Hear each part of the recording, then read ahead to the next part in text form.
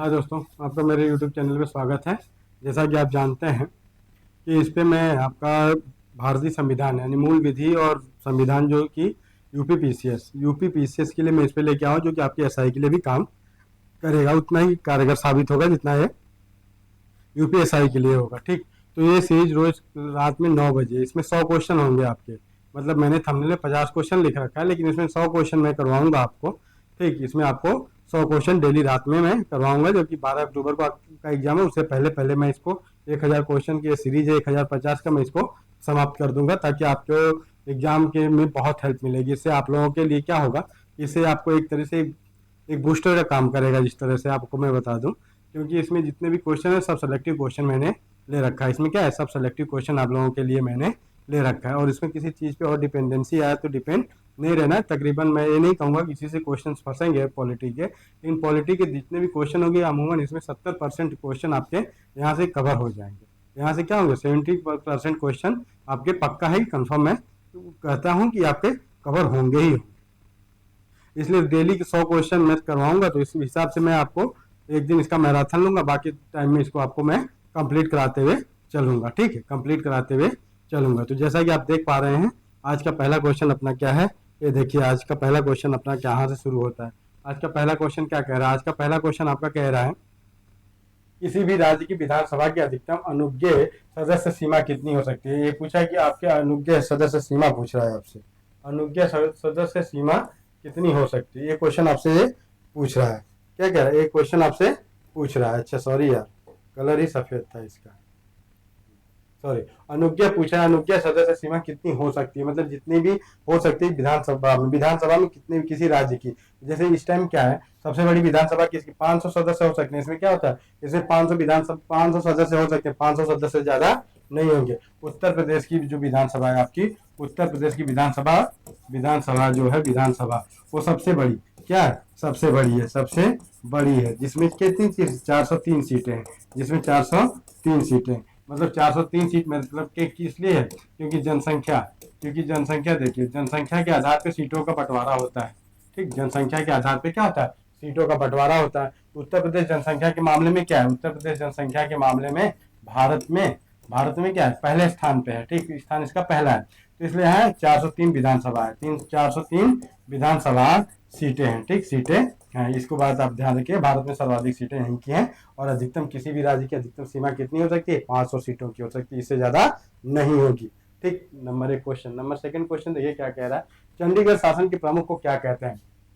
हमारे जो 8 केंद्र शासित प्रदेश हैं, हमारे जो 8 केंद्र शासित प्रदेश हैं, ठीक है, उसके क्या है, अलग अलग नामों से जाना जाता है। जैसे क्या कहते हैं, गवर्नर हम अपने राज्यपाल को बोल देते हैं, स्टेट के लिए मतलब जहाँ पे क्या, जो राज्य है, केंद्र शासित प्रदेश है, जो स्टेट है, उसके लिए हम राज्य को और बोलते हैं। कमिश्नर क्या होते हैं भैया, कमिश्नर आपके होते हैं जहाँ पे कमिश्नरी लागू होती है। ठीक, प्रशासक और लेफ्टिनेंट गवर्नर। अब दिल्ली के एलजी हम लोग कहते हैं, लेफ्टिनेंट गवर्नर कहते हैं एलजी। दिल्ली केंद्र शासित प्रदेश हमारा है, जैसे दिल्ली हो गया, लद्दाख हो गया। इसमें क्या है, हमारे एलजी होते हैं, हम तो लेफ्टिनेंट गवर्नर होते हैं। लेकिन चंडीगढ़ क्या है, चंडीगढ़ में प्रशासक नियुक्त किया जाता है। चंडीगढ़ में क्या होता है, प्रशासक नियुक्त किया। इसकी नियुक्ति कौन करता है, इसकी नियुक्ति राष्ट्रपति करता है, इसकी नियुक्ति राष्ट्रपति करता है। और क्या करता है, अपना कार्य इनसे के द्वारा अपना कार्य इन्हीं को नियुक्त करके अपना कार्य करवाता है। दिल्ली में हम क्या करते हैं, दिल्ली और चंडीगढ़ में हम लेफ्टिनेंट गवर्नर को नियुक्त करते हैं। और गवर्नर कहाँ नियुक्त करते हैं, हम गवर्नर राज्यों में होते हैं, गवर्नर जिन्हें राज्यपाल बोलते हैं। कमिश्नर होते हैं, आपको पता होना चाहिए। लेफ्टिनेंट गवर्नर क्या होते हैं, एलजी जिसको हम कहते हैं। इस टाइम प्रेजेंट में दिल्ली में एलजी बहुत सुर्खियों में थे, बहुत सुर्खियों में। अब क्या है, अब जैसे देखो, स्टेट हमारे कितने हैं भैया, राज्य कितने हैं, 28। और क्या है, यूनियन टेरिटरीज कितनी है, ये 8 है। ठीक, ये 8 अलग अलग किसी को क्या कहते हैं, प्रशासक, शासक और लेफ्टिनेंट गवर्नर हम कह देते हैं। ठीक, इतनी बातें आपको अच्छी तरह से समझ लेनी होगी। ठीक, अगला क्वेश्चन देखो क्या कह रहा है आपके लिए। अगला, राज्य विधानसभा के सदन की बैठक के लिए गणपूर्ति क्या होती है, 1/10। किसी भी क्या है, किसी भी विधानसभा किसी भी राज्य के विधानसभा के टोटल सदस्यों का 1/10। जैसे क्या, उत्तर प्रदेश में 403 है, तो 1/10, 403 का 1/10 करेंगे हम। ठीक, इसके बाद जितना इसका आंसर आएगा वो 1/10, उतने सदस्य जब क्या होंगे, राज्य के विधानसभा में, विधानमंडल में जब उपस्थित होंगे, तब सदन की कार्यवाही चलेगी, तब सदन की कार्रवाई चलेगी। ये किसी भी हो सकता है, राज्यसभा विधानसभा जहाँ पे है।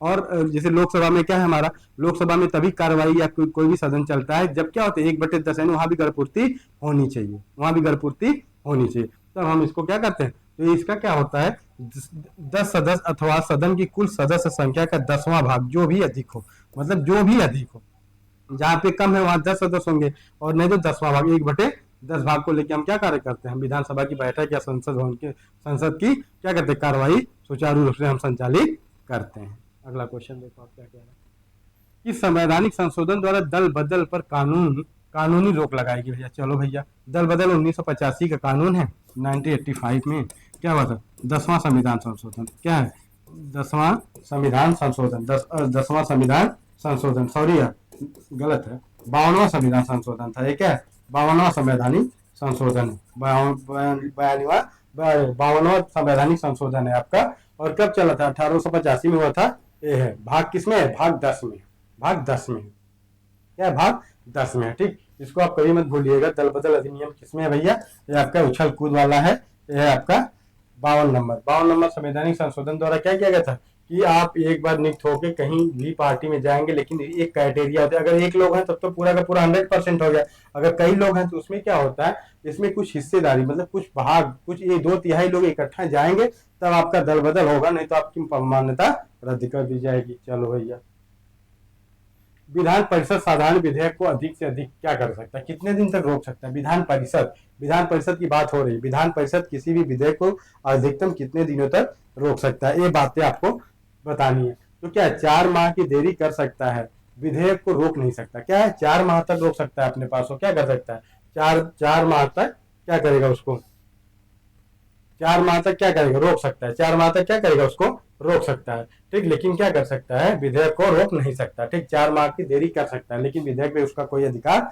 नहीं है, वो रोक नहीं सकता, इसको आप ध्यान रखोगे। आगे देखो भैया, यदि 14 दिन के भीतर विधान परिषद वित्त विधेयक को नहीं लौटाती है तब क्या होता है, 14 दिन के भीतर विधान परिषद, ये विधान परिषद और राज्यसभा समझिए वहां पे, तो आपको क्या होगा कोरिलेट करके पढ़ने में क्या होगा, आपको बहुत मजा आएगा और आपको बातें जो चीजें है ना वो समझ में आती है, क्या वो चीजें आपको समझ में आती है। देखो क्या लिखा, यदि 14 दिन के भीतर विधान परिषद वित्त विधेयक को नहीं लौटाती तब क्या होगा, दोनों सदनों का संयुक्त अधिवेशन बुलाया जाएगा, कभी हो ही नहीं सकता। ठीक, दोनों सदन की संयुक्त समिति पर विचार होगा, कभी नहीं होगा। विधानसभा को परिषद द्वारा सुझाए गए संशोधनों को मानना होगा, मानना अनिवार्य नहीं, मेरे ऊपर है, मैं मान सकता हूँ या नहीं मान सकता। जैसे बड़ा भाई किसी छोटे भाई को देता है कार्य करने के लिए या तो कोई सलाह देता है तो मानना जरूरी नहीं, इसलिए मान लो विधानसभा क्या है, या विधान परिषद जो बड़ा भाई है, विधान परिषद जो छोटा, विधानसभा छोटा भाई है, विधान परिषद बड़ा भाई है, उसने कहा, लेकिन हम मानेंगे या ना मानेंगे मेरे ऊपर है, मेरी जिम्मेदारी, मैं मान सकता हूँ ना मान सकता हूँ। लेकिन क्या है इसमें, वह भी वह दोनों सदनों द्वारा पारित माना जाएगा, क्या वह दोनों सदनों द्वारा, ये होगा कि मैंने विधानसभा से पारित करके दिया था, विधान परिषद से भी पारित मान लिया जाएगा। वो क्या होगा, वो 14 दिन के बाद जो वित्त विधेयक वो पारित मान लिया जाएगा, इसमें कोई भी परिवर्तन या कुछ भी संशोधन नहीं करे या ना करें, उसका कोई असर विधानसभा में नहीं पड़ता। अगर विधानसभा इनका मान सम्मान रखने के लिए उसको क्या करता, संशोधन को मान भी सकता है तो ठीक है, नहीं माना तो कोई बात नहीं, ऐसी बात नहीं कि कोई प्रावधान नहीं जो हमने कहा है उसको करना ही पड़ेगा, ऐसी कोई उसमें बाध्यता नहीं है, उसमें कोई बाध्यता नहीं है। अगला क्वेश्चन देखो आप, संविधान के किस अनुच्छेद में अंकित है कि भारत अर्थात इंडिया राज्यों का संघ होगा, भारत राज्यों का एक संघ होगा। अनुच्छेद 1 में ही तो कहा गया है, भारत को इंडिया कहा गया है, यहाँ पे अनुच्छेद 1 में ही कहा गया है। ठीक, चलो आगे देखो अगला क्वेश्चन, भारत में विधि द्वारा नए राज्य की स्थापना का अधिकार किसे है, भैया विधि द्वारा यानी संसद के द्वारा नए राज्य कौन बना सकता है, राष्ट्रपति बना सकता है, विधानसभा बना सकती है, संसद बना सकती है, लोकसभा बना सकती है। आपको मालूम होना चाहिए कोई भी विधि या कोई भी विधेयक तब विधि बनता है जब राष्ट्रपति उस पर सिग्नेचर कर देता है। तो क्या है, संसद को यह अधिकार प्राप्त है कि कोई किसी भी नए राज्य का क्या कर सकती है, गठन राज्य की कर सकती है। राज्यों का गठन 3 में करती है मेरे भाई, ध्यान रखिए, आर्टिकल 3 इसको आप ध्यान रखिएगा, संसद के द्वारा किया जाता है, न कि और किसी के द्वारा। अगला क्वेश्चन देखो, भारत में कुल कितने संघ शासित क्षेत्र हैं, अभी मैंने बताया आपको 8 है, अभी 8 है। ठीक, अब नाम मैं नहीं बताऊंगा, नाम इसलिए नहीं बताऊंगा कि अगर मैं ये सब बताते चलूंगा तो आप क्या करेंगे, कुछ तो आपको पता होना चाहिए कि कौन कौन से कहाँ कहाँ पे हैं, उसको आप ध्यान रखिएगा, या तो कमेंट में बताइएगा कौन कौन से हैं। ठीक, आगे देखो आप, विधान परिषद के सदस्यों का कार्यकाल कितने वर्षों का होता है। देखो विधान परिषद का कार्यकाल जो होता है ना वो कार्यकाल पूछा हुआ है, तो अमूमन 6 वर्ष का होता है। लेकिन होता क्या है इसमें 2/3 क्या है, प्रत्येक 2 वर्ष पर, प्रत्येक 2 वर्ष पर क्या करते हैं, अवकाश ग्रहण करते हैं, अवकाश ग्रहण कर लेते हैं। ठीक, लेकिन होता है कि अमूमन 6 साल का होता है, अमूमन 6 साल का होता है। चलो भैया अगला क्वेश्चन देख लो आप। विधान परिषद का सदस्य निर्वाचित होने के लिए कितनी उम्र होनी चाहिए? देखो मैं बता दूं, आप जो ग्राम प्रधानी का चुनाव लड़ते हैं क्या है, तो पंचायतों के लिए 21 साल, फिर 25 साल आपका क्या है, विधायकी, विधायकी, फिर क्या है 25 साल में आप सांसद भी बन सकते हैं, क्या है? सांसद, सांसद का चुनाव आप लड़ सकते हैं। फिर 30 साल में क्या है, राज्यसभा के सदस्य, राज्यसभा के सदस्य, और विधान परिषद, किसके, विधान परिषद के सदस्य। ठीक, विधान परिषद के सदस्य हो जाएंगे आप। फिर क्या है, यहाँ पे 35 वर्ष की आयु जब आप पूर्ण कर लेंगे तो राज्यपाल, क्या, राज्यपाल और राष्ट्रपति, क्या ये न्यूनतम उम्र होनी चाहिए आपकी, क्या है, ये सब न्यूनतम उम्र होनी चाहिए, तब जाके आप इन लोगों का क्या बन जाएंगे, ऐसे तो आपको सदस्यता इनकी मिल जाएगी। क्या, पंचायत के लिए 21 है, विधायकी के लिए 25 साल है, और 25 साल किसके लिए, सांसद के लिए भी है, 30 साल राज्यसभा के लिए है, 30 साल विधान परिषद के लिए भी है मेरे भाई, और 35 साल क्या है, राज्यपाल, और 35 साल राष्ट्रपति, न्यूनतम आयु। इतनी बातें ध्यान रखिएगा, इतनी बातें आप ध्यान रखिएगा। चलो इसका क्या हो जाएगा, इसका आंसर हो जाएगा आपका डी। लेकिन इन लोग को चुनने का अधिकार जो है, इन लोग को चुनने का अधिकार 18 साल पे ही बस मताधिकार का हमको वो मिल जाता है। 18 साल पे हम क्या कर सकते हैं, चुनाव, चुनाव में वोट दे सकते हैं, वोट डाल सकते हैं, वोट डाल सकते हैं। इसको आप ध्यान रखिएगा, ठीक, ध्यान रखिए। ये क्वेश्चन आएगा, अभी आगे आएगा, इसमें टेंशन ना लीजिए आप।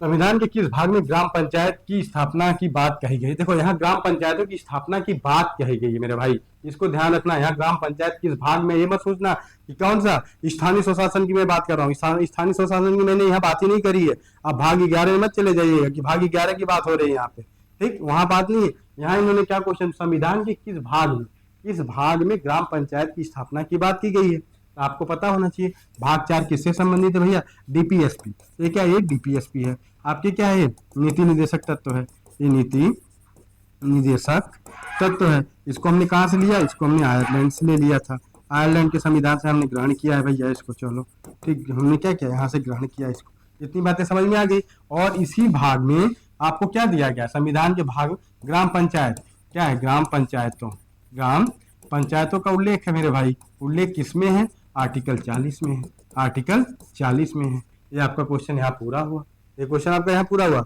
मेरा कहने का मतलब डीपीएसपी नीति निर्देशक तत्व में अनुच्छेद 40 में महात्मा गांधी के द्वारा ये बात कही गई थी। उसमें आर्टिकल 40 में जो है वो क्या है, संविधान के किस भाग में, ग्राम पंचायत, ग्राम पंचायत के लिए क्या है, ये ग्राम पंचायत होगी की बात कही गई, किसमें, अनुच्छेद 40 में। इतनी बात समझ में आ गई, अच्छी बात। अगला देखो आप, संविधान के किस अनुच्छेद में ग्राम पंचायतों के गठन हेतु राज्य को निर्देश दिया गया? भैया राज्य को निर्देश किस में दिया गया, अभी नीति निर्देशक तत्व की हमने बात करी थी, और किस आर्टिकल में, आर्टिकल 40 में, आर्टिकल 40। 370 क्या था, ये जम्मू कश्मीर से था, खत्म हो गया। 246 क्या है, आप बताएंगे, ये जनगणना से संबंधित है, जनगणना से संबंधित है। 352 क्या है, ये राष्ट्रीय आपात वाला जो है, आपातकाल, आपातकाल की बात हमने 352 में करी थी। इतनी बातें समझ में आई, इतनी बातें समझ में आ गई क्या, इतनी बातें समझ में आई। आप अगर कायदे से संविधान को देख के चलेंगे, इसमें मैंने क्वेश्चन वही क्वेश्चन रखा है जो क्वेश्चन आपके इंपॉर्टेंट है, बाकी मैं क्वेश्चन इसमें कोई एक्स्ट्रा नहीं रखा हूँ। और आगे की बातें जो है ना, ऐसे मैं रोज 100 क्वेश्चन कराऊंगा, आपके कंप्लीट करा दूंगा मेरे भाई। और आपकी पॉलिटी क्या होगी, इस तरह जब आप 12 अक्टूबर को जाएंगे 1000-1200 क्वेश्चन करके जाएंगे, इसमें से क्वेश्चन आपको पक्का का पक्का फंसना।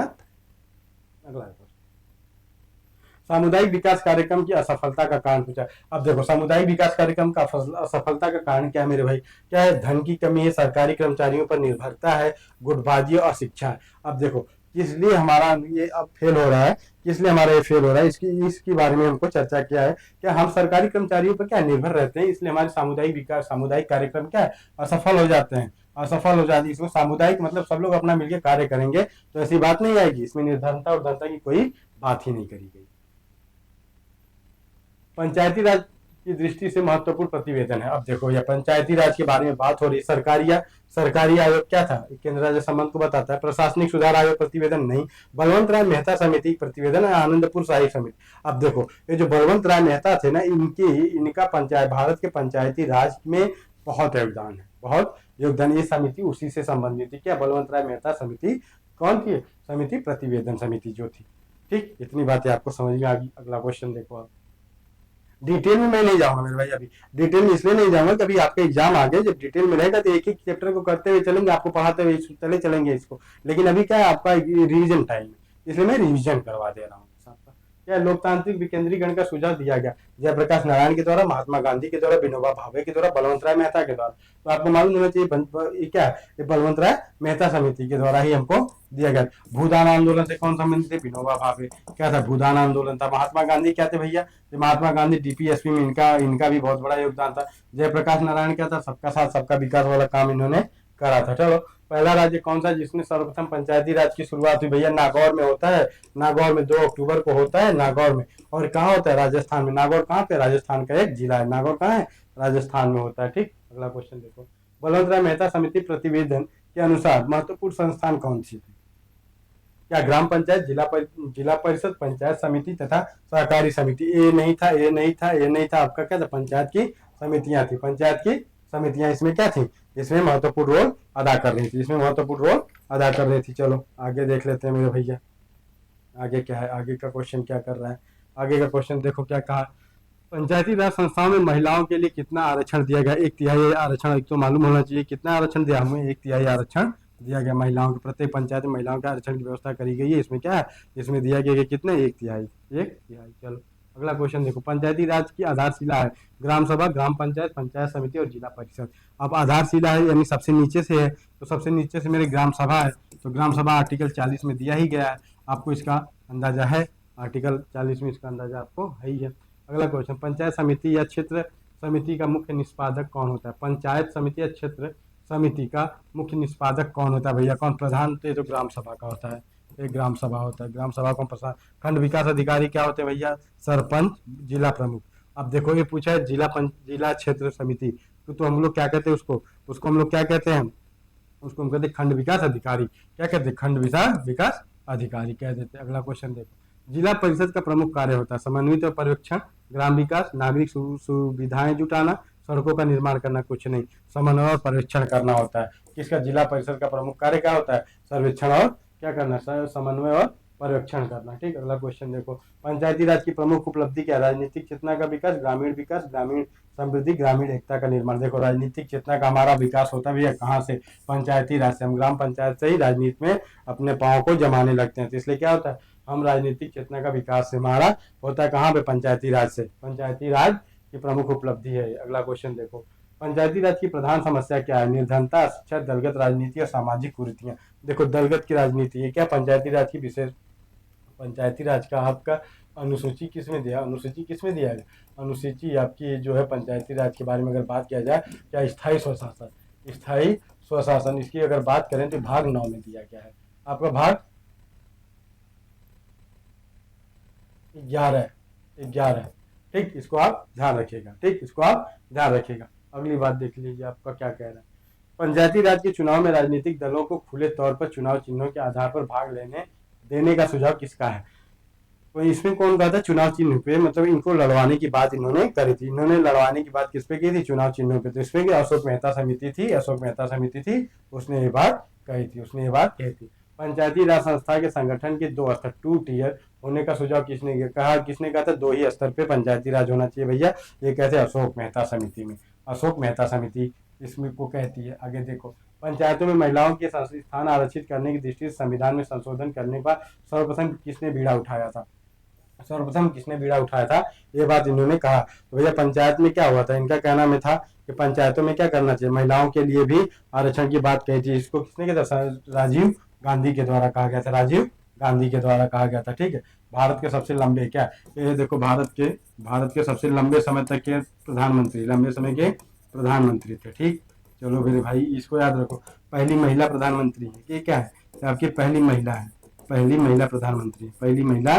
प्रधानमंत्री है। चलो ये भी बातें हैं। राजीव गांधी आपको पता है, राजीव गांधी की हत्या हो जाती है, क्या, ये हत्या हो जाती है। चंद्रशेखर कौन है, चंद्रशेखर सबसे क्या थे, चंद्रशेखर जो बलिया वाले थे, ये बलिया के थे, ये सबसे कम दिन के क्या थे, सबसे कम दिन के कौन थे, ये प्रधानमंत्री थे चंद्रशेखर जी। इन्हीं के साइन क्या हुआ था, सोना शायद गिरवी रखा गया था, सोना गिरवी रखा गया था, इसको ध्यान रखिएगा। अगला क्वेश्चन देखो, भारत में सबसे पहले राजस्थान में पंचायती राज की स्थापना हुई थी, वही नागौर में, कहाँ हुई थी, नागौर में। नागौर में 2 अक्टूबर को, 2 अक्टूबर गांधी जयंती होती है। और कब किया गया था, ये क्वेश्चन आपसे इसमें पूछा गया है, 1959 में किया गया था। 1959 में किया था 2 अक्टूबर को गांधी जयंती, नागौर राजस्थान में। चलो अगला क्वेश्चन देखो। किस संवैधानिक संशोधन के द्वारा पंचायती राज संस्थाओं को संवैधानिक दर्जा दिया गया? 71, 72, 73 या 74वां? अब आपको यहाँ पे पंचायती राज व्यवस्था के बारे में जो हमने बात कर रही थी, हम लोग बात कर रहे थे, उसके बारे में यहाँ पे कहा गया है कि इसमें संशोधन कौन सा था?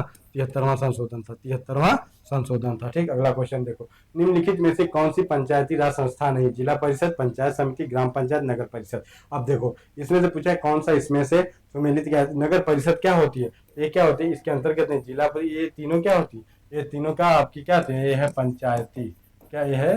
पंचायती राज संस्था। ये क्या है? पंचायती राज संस्था। लेकिन ये क्या है? नगर परिषद पंचायती राज संस्था नहीं। अगला क्वेश्चन। अजमेरा गांव एक युवा नेता पंचायत में सरपंच के चुनाव में खड़ा होना चाहता है, उसके लिए आवश्यक है वह गांव का प्रमुख व्यापारी हो, गलत है। वह किसी राजनीतिक दल का सदस्य हो, यह भी गलत है। उसका मतदाता सूची में नाम हो, ये सही हो। उसे गांव की युवा पीढ़ी का समर्थन प्राप्त हो, कुछ नहीं, बस उस गांव में क्या हो? उसका नामांकन में उसका जो गांव क्या होता है, मतदाता सूची में उसका नाम होना चाहिए। मतदाता सूची में उसका क्या होना चाहिए? नाम होना चाहिए। अगला क्वेश्चन देखिए आप। बलवंत मेहता समिति प्रतिवेदन में पंचायती राज संस्थाओं को कितने स्तर पर करने की सुझाव दिया गया? बलवंत राय कितने 2 स्तरीय बताए थे? नहीं बताए थे। 1 स्तरीय बताया था? नहीं। इन्होंने क्या कहा था? इन्होंने त्रिस्तरीय बताई थी। बलवंत राय मेहता क्या होते? बलवंत राय मेहता ने बताया था त्रिस्तरीय पंचायत को। बलवंत राय मेहता ने त्रिस्तरीय पंचायत को बताया था। अगला क्वेश्चन देखो आप क्या कह रहा है। गुजरात राज्य में पंचायती राज की स्थापना किस समिति की सिफारिश के आधार पर हुई? कहाँ पे? गुजरात राज्य की बात कर रहा है। किस समिति की?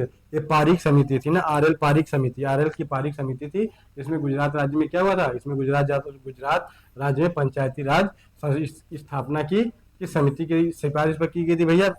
आरएल पारीख समिति। चलो कौन सा जोड़ा गलत है? गुजरात आरएल पारीख समिति ये सही है। राजस्थान नायक समिति, ग्राम सभा वैधानिक दर्जा प्राप्त निकाय, बलवंत राय मेहता लोकतांत्रिक विकेंद्रीकरण। इसमें से पूछा है क्या कौन सा गलत है? एक इसमें से जोड़ा गलत हुआ है भैया, इसको बताना है आपको। क्या राजस्थान में नायक समिति नहीं थी? राजस्थान में नायक समिति नहीं थी। आप बताइए मुझे कौन सी समिति थी राजस्थान में? 73वें संविधान संशोधन के द्वारा पंचायती राज संस्थाओं का कार्यकाल कितना वर्ष रखा गया? कितने वर्ष रखा गया था? इसका कितने वर्ष रखा गया था? टोटल ये 5 वर्ष ही रखा जाएगा ना। टोटल कितना रखा गया था? 5 साल रखा गया था। अगला क्वेश्चन देख लो आप क्या कह रहा है। 73वां संविधान संशोधन हो रहा है, इसमें कहता है पंचायती राज्य जो थे संस्थाओं के वित्त आयोग की नियुक्ति कौन करता है? वित्त आयोग की नियुक्ति कौन करता है? जो पंचायत या संबंधित राज्य का राज्यपाल करता है। संबंधित राज्य का राज्यपाल करता है। देखो ये जो वित्त आयोग है, ये एक वित्त आयोग है आपका, ये 280 के तहत है। फाइनेंस कमीशन ये राष्ट्रपति के द्वारा किया जाता है, इसको ध्यान रखें। राज्य का राज्यपाल करता है। एक वित्त आयोग का अनुमान जो हमारा क्या है 243 आई में है। आई में इसका क्या है? इनकम क्या है? ये इनकम है। किसका इनकम है? इनका राज्य किसका इनकम है भैया? पंचायतों का। पंचायतों की किसमें बात की गई? 243 में। 243 में इसको इससे संबंधित नियुक्ति कौन करता है? संबंधित राज्य का राज्यपाल करेगा। ठीक, इतनी बात समझ लेना है आप। चलो 38 नंबर क्या कह रहा है? 38 नंबर का क्वेश्चन आप देखो क्या कह रहा है। भारत में पंचायती राज का अध्ययन अनुसंधान करने वाले विद्वानों में उल्लेखनीय कौन थे? इकबाल नारायण, डॉक्टर मनमोहन सिंह, प्रोफेसर यशपाल और रजनी कोठारी। देखो इसमें आपको मालूम होना चाहिए कि इसमें नाम एक आपको पता है डॉक्टर इकबाल नारायण का था। इकबाल नारायण का था, इन्होंने अनुसंधान अध्ययन किया था। मनमोहन सिंह कौन थे भैया? ये आपके प्रधानमंत्री थे। और क्या थे? ये भारत के क्या थे? वित्त मंत्री भी थे, वित्त मंत्री थे। और आरबीआई के गवर्नर भी थे। आरबीआई के गवर्नर थे। ये भारत में 10 वर्ष तक लगातार पीएम थे, लगातार 10 वर्षों तक प्रधानमंत्री थे। ठीक, प्रधानमंत्री थे। ठीक, कब से थे भैया? 2004 से 2014 तक। 2014 के बाद कौन है लगातार?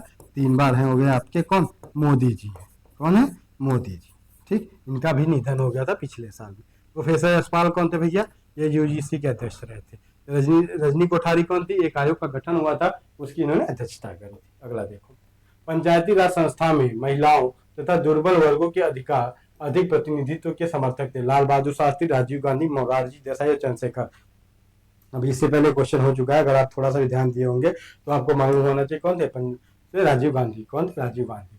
लोकतांत्रिक विकेंद्रीकरण का सुझाव दिया था भैया राजरमन्ना समिति, बलवंत राय मेहता समिति, अशोक मेहता समिति, चंदा समिति। इसका क्वेश्चन आपको बताना है कि इसमें से किसने दिया था? बलवंत राय मेहता समिति बलवंत राय मेहता समिति थी। चलो आगे देखो, बलवंत राय मेहता समिति किसको अधिक शक्तिशाली बनाने का सुझाव दिया? ग्राम सभा, पंचायत, पंचायत समिति, जिला परिषद। इन्होंने किसको बोला था कि नहीं, इनको हम ज्यादा संस्था मतलब ज्यादा वो बनाएंगे, मतलब शक्तिशाली बनाने की हमने बात करी थी। तो किसकी? इन्होंने पंचायत समितियां की थी, पंचायती समिति की करती। अगला क्वेश्चन देख लो, पंचायती राज के प्रबल समर्थक थे महात्मा गांधी, सिद्धराज टड्डा, राजीव गांधी, इनमें से सभी। एक क्वेश्चन आपसे पूछा जिसमें भैया प्रबल समर्थक कौन लोग थे? ये लोग सभी लोग थे। कौन थे? ये लोग सभी लोग थे। ठीक, अगला क्वेश्चन देखो आप,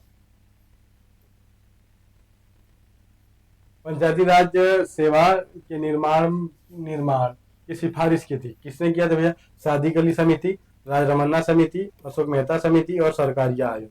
इसमें से कौन किया था? 565 नंबर पे इसमें से कौन किया था भैया? अशोक मेहता समिति ने किया था। कौन किया था? अशोक मेहता समिति। कौन किया था? अशोक मेहता समिति। अगला क्वेश्चन आप देखो, 73वें संविधान संशोधन द्वारा पंचायती राज संस्थाओं के लिए किस भांति के चुनाव का प्रावधान किया गया है? ठीक, प्रत्यक्ष और गुप्त मतदान, अप्रत्यक्ष, गुप्त मतदान, खुला मतदान। प्रत्यक्ष होता था, प्रत्यक्ष होता है, लेकिन गुप्त मतदान होता है। प्रत्यक्ष और गुप्त मतदान था। कौन था? प्रत्यक्ष और गुप्त मतदान। अगला क्वेश्चन देखो, भारत में किसके चुनाव पर आरक्षित स्थानों को चक्रानुक्रम में से भरे जाने का प्रावधान किया गया? लोकसभा के चुनाव, राज्यसभा के चुनाव में, पंचायत राज संस्थाओं के चुनाव में, विधानसभा के चुनाव में।